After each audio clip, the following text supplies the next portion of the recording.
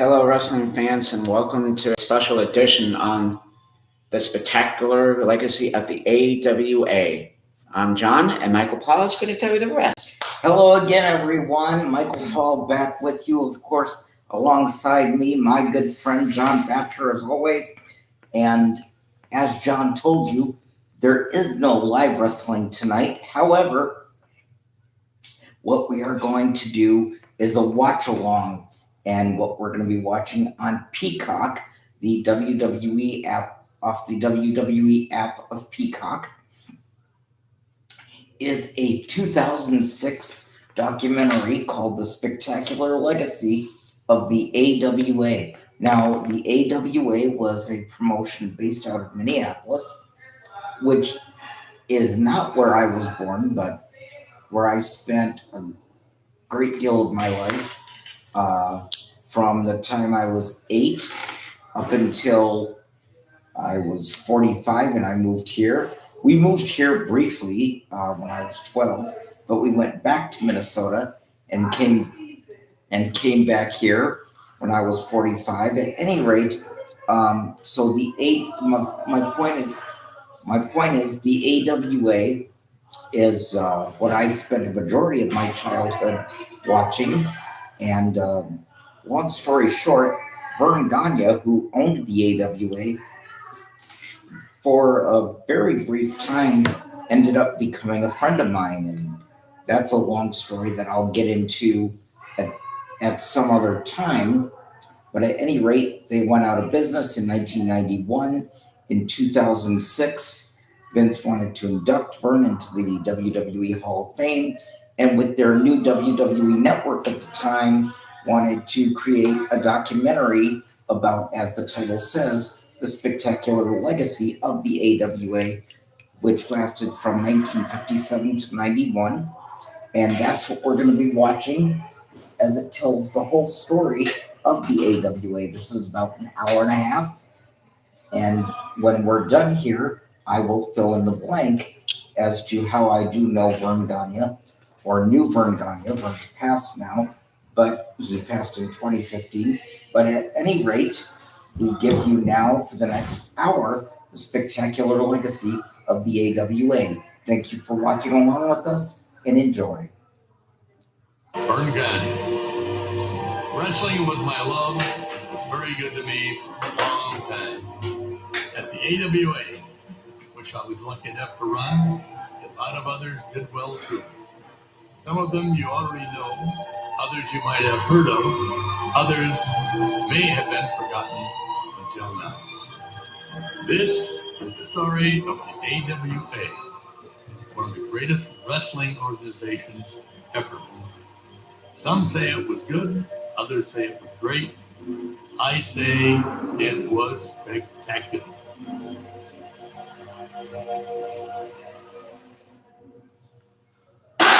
What the In the 1930s and 1940s, wrestling became very fragmented. There were regions all around the country, 6 or 7, and they had their individual hierarchies and their promoters. And of course, the best way to get a good crowd is to have the World Heavyweight Champion, period. Well, the World Heavyweight Champion can only be spread so thin. So a lot of the promoters came up with their own version of the World Heavyweight Champion. I understand that the promoters got together in 1947 in Waterloo, Iowa, and formed the National Wrestling Alliance. The AWA is basically a cooperative of wrestling promoters that agreed to get along and not infringe on each other's territory, to share talent, and to recognize one champion. And then this group of promoters, 5 or 6, became the controlling body, and to ensure that they had a very healthy organization. And I think it worked pretty well for a while.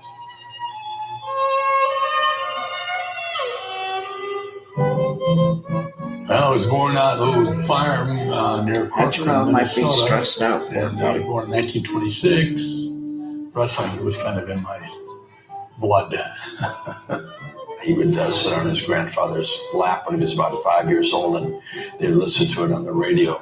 And he told his grandfather at that time, "I want to be a professional wrestler." Well, high school, I won the state wrestling championship all 3 years that I wrestled in. And it was all state in football. And when I was 18 years old, and they got drafted into the service, I'm in the Marine Corps. And I was in the Marine Corps 2 years and about 3-4 months. And then I won the Big Ten when I got into college. I won all 4 years. And I won the NCAAs. I was in 3 of those, and I won 2 of them. I also won the National AAU Championship in wrestling. I went to the Olympics in 1948. We had 2 teams, freestyle team and a Greco-Roman team. I was on the Greco-Roman team.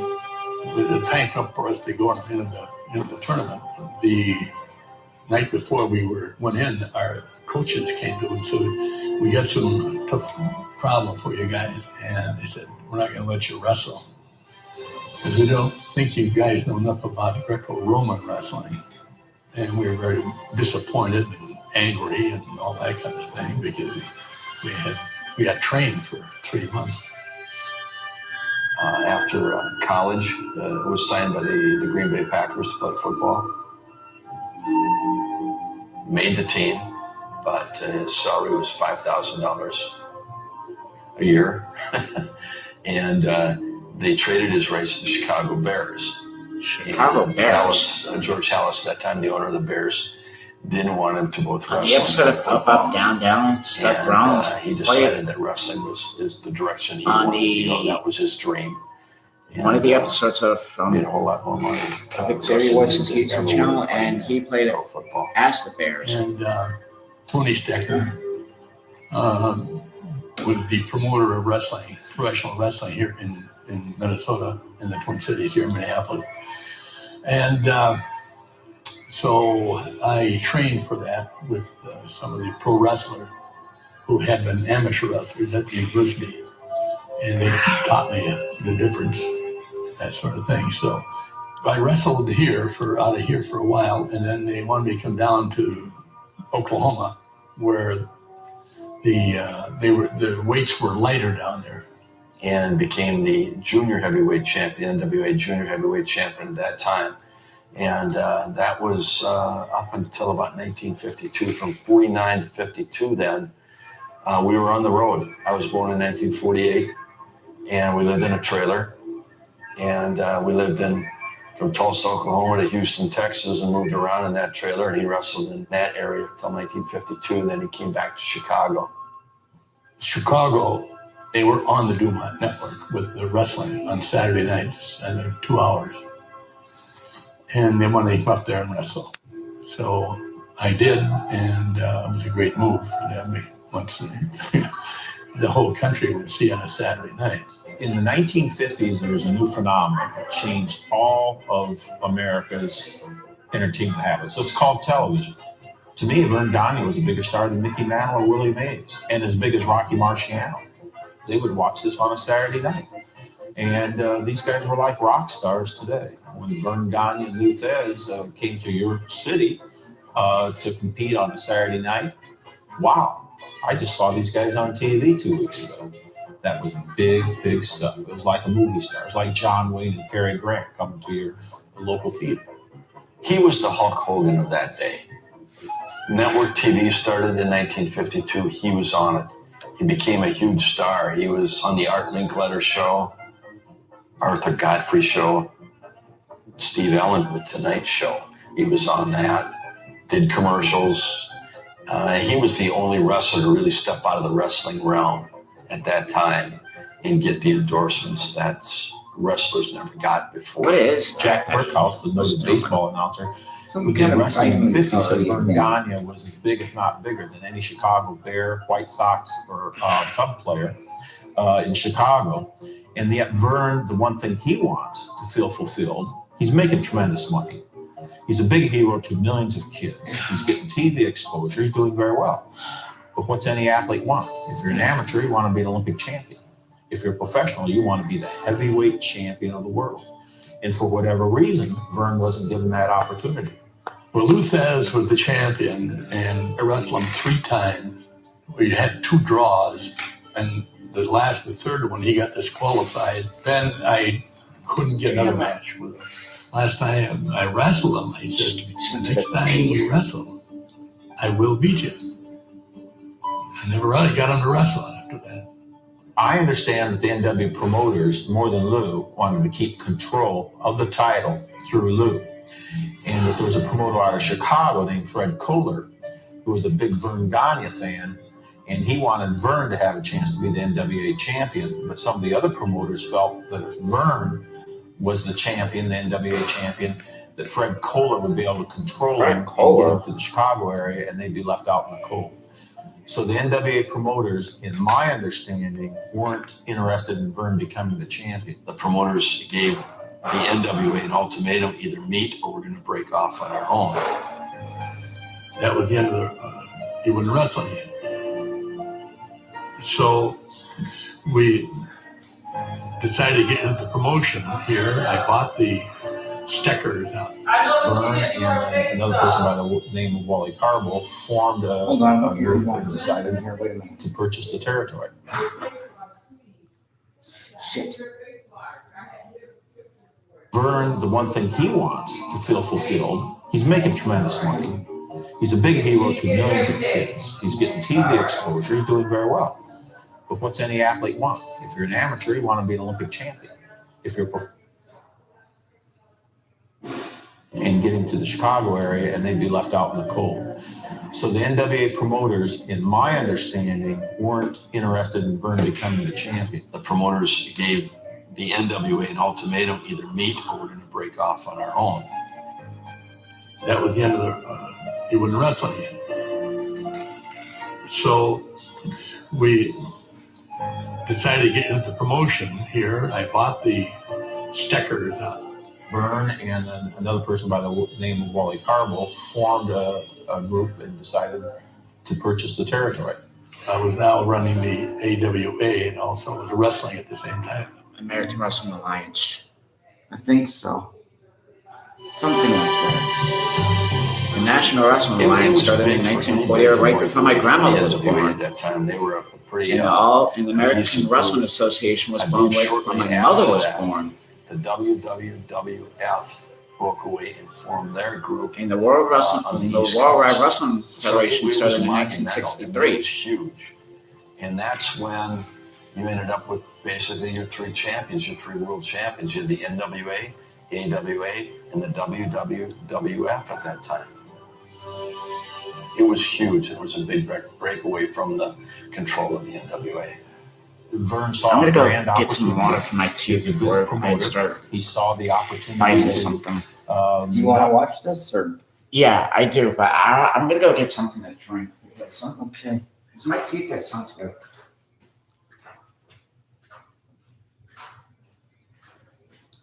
We will continue with this. John just had to step away for 1 second.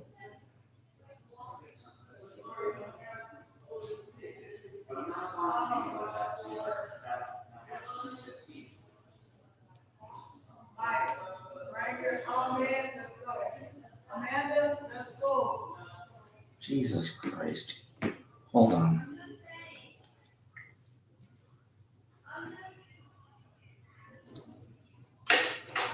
Ladies and gentlemen, forgive me.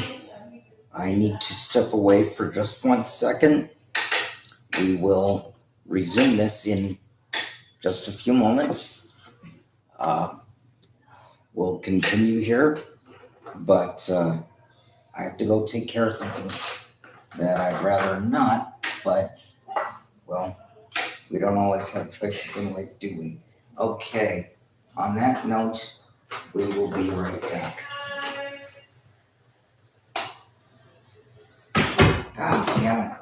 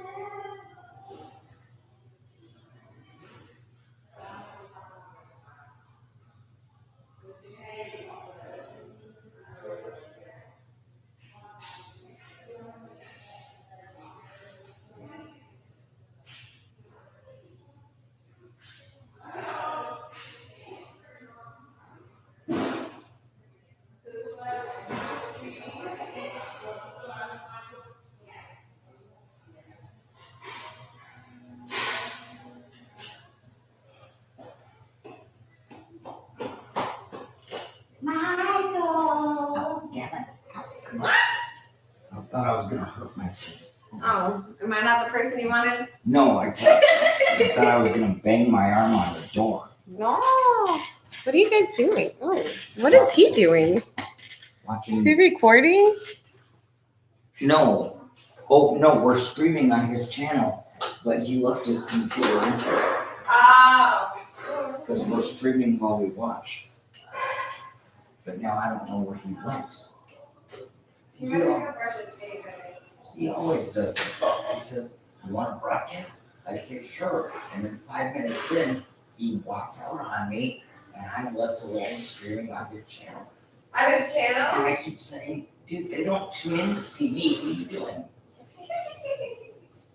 And he doesn't get it. There's a lot of things I think he doesn't get.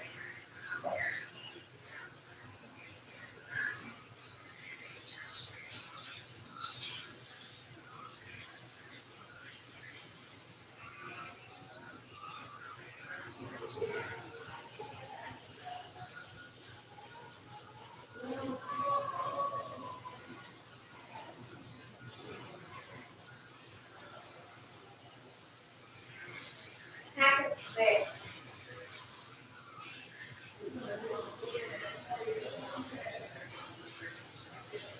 Huh? Half a stick. Let me get my hair braided. What do you think? The braids. What do you think, Mike? Say something, Mike. Oh, what? Get my hair braided. I didn't hear it. It's too loud. I'll show you.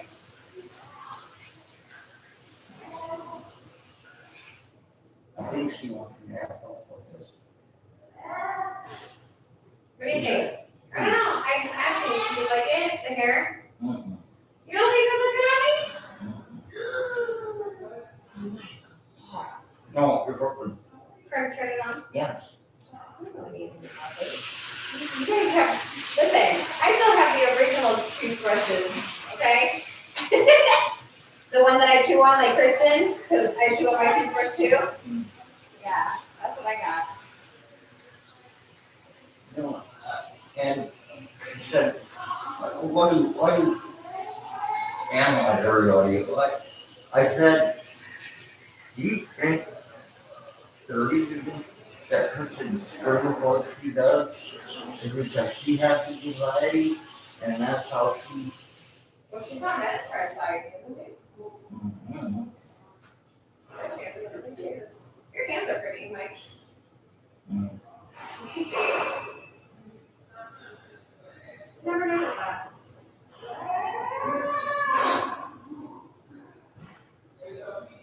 I just wonder, because she's not able to speak, that's how she Bad. expresses her anxiety. This screaming.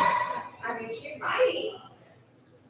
And Carol just said, like, what do you try to analyze everybody? Well, it's not that I try to analyze everybody, but I can tell certain things because I go through it myself. Yeah. When you go through it yourself, you can see it in other people. Oh, yeah, look at my face. Oh, she. Well, look at my hair, first of all. No, my face is from taking from anxiety. Where's Badger? I don't know. Go find him. He's probably Jesus Christ. hiding somewhere. See, and this is what bugs me because he's the one that wanted to do this. I didn't ask him, he asked me.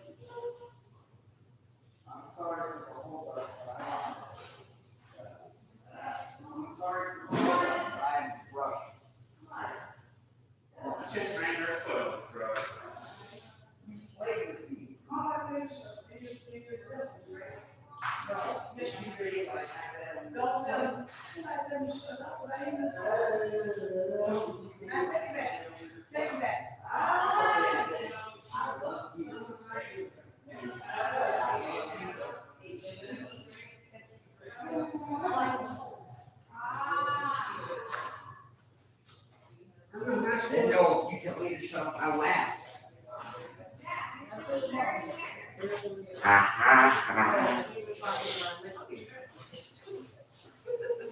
Actually, I think my mind's punched before I did. Actually, what? if it's gonna be a long one, we can watch it another night. Well, it's about an hour and 45 minutes. Your pee.